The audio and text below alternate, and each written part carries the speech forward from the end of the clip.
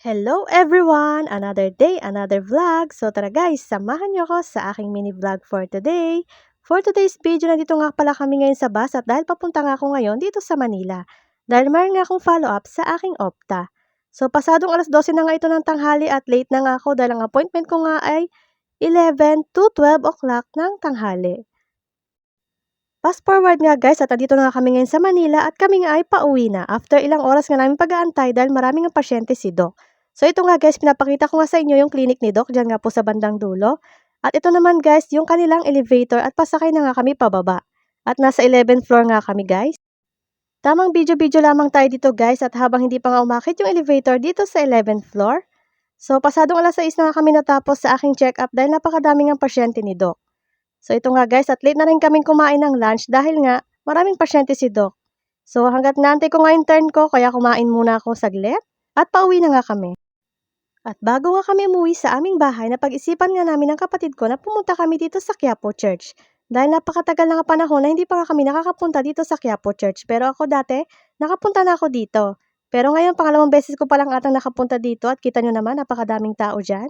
Napakalaki talaga ng simbahan dito sa Quiapo Church at napakaganda pa, napakalinis at marami kayong mabibili dito sa labas. Meron nga akong mga konting hiniling kay Lord at sana naman ay matupad yung mga hiling ko na yon.